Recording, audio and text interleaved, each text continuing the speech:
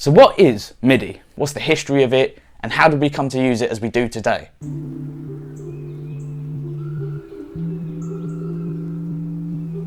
MIDI, or Musical Instrument Digital Interface, is an industry standard communication protocol for transferring digital music between different musical instruments and devices. It also allows users to control and edit music in a DAW such as Logic Pro X or even Ableton Live by using preset sounds from their favourite virtual instruments and then transfer that data to other devices. This makes it easy to share ideas with collaborators and to make changes to the music without ever having to re-record it. So that's what MIDI is, but it's the history of MIDI that will allow us to understand how it has come to be what it is today and how we use it. MIDI was developed in the early 1980s as a way of computers to interface with musical instruments. At first it was used mostly by synthesizer manufacturers to communicate the data needed to control their products.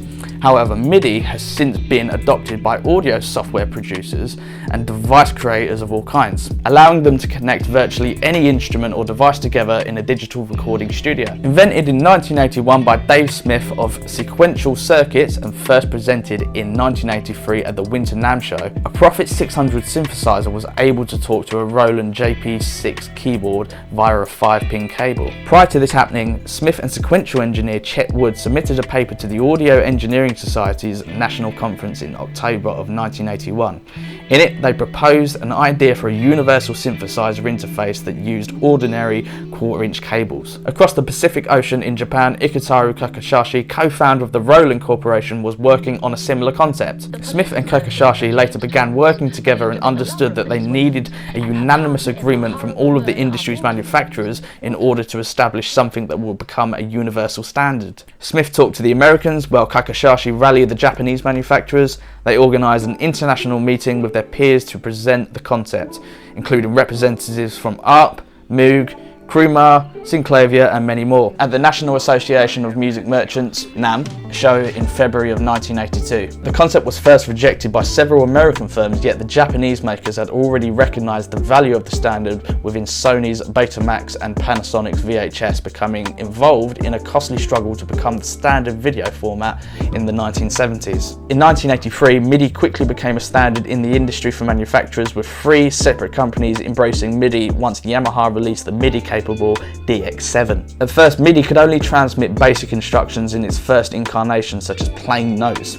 Yet it was Smith and his collaborators who made MIDI open source, allowing it to be extended upon and new features developed. The MIDI standard, now being open source, expanded to include more complicated operations. Throughout the years, various minor upgrades have also been offered, but MIDI 1.0's protocol's fundamental capabilities have remained essentially unchanged since the early 1980s, and thus older MIDI devices may still be used with current systems. And to use MIDI in your production, you'll only need a few things. Number 1, a computer/laptop with any DAW installed. Number 3, a MIDI controller.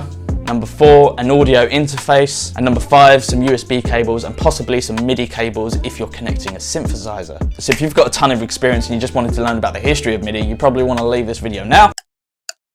I'll give you a chance. But if you're just starting out and you're a bit curious, let's go over what a basic MIDI setup looks like and how to get everything working. First, you want to place your computer, keyboard and MIDI interface where you want them. Go ahead and plug in any power cords, but don't turn anything on yet. Plug one end of the MIDI interface cable into the interface.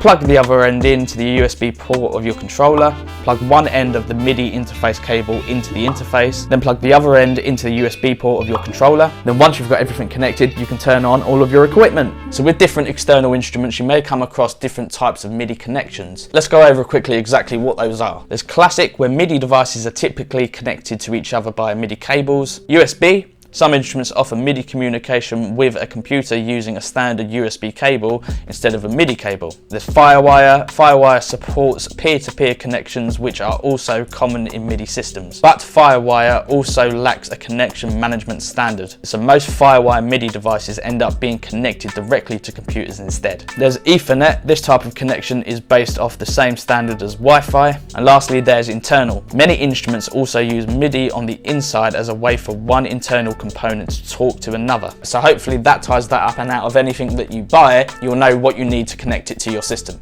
So what are the most common questions when it comes to MIDI? Now, I'm sure there's 1,000, but I've only got time to cover a few, so here we go. Is there a difference between MIDI and MTC? MIDI and MTC are actually both types of MIDI notation, but they have different purposes.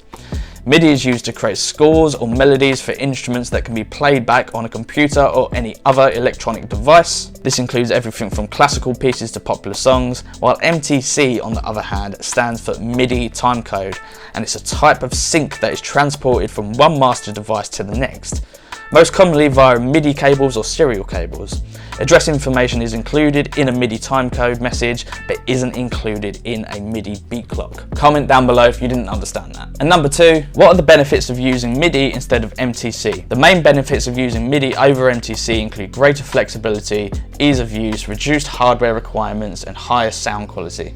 MIDI allows for more control over the configuration of the settings, which can also result in better sounding performances. Additionally, it's possible to output multiple channels all at once, which can be beneficial if you're working with something like an orchestra or a band. Overall, MIDI offers a lot of advantages over MTC that makes it a preferable choice when editing audio files or making music. If you're already familiar with the technology, then there isn't much reason not to switch over to MIDI. So guys, I hope you enjoyed that. This video was a lot of work. Please comment down below if you like this sort of thing. I might do it a little bit more, maybe not, maybe so, we'll see in the future. But please like and subscribe. We need every last one to try and hit that 10k goal by the end of the year, and if we do, I'll love you all forever. It's really hard finishing videos. I never know quite what to do.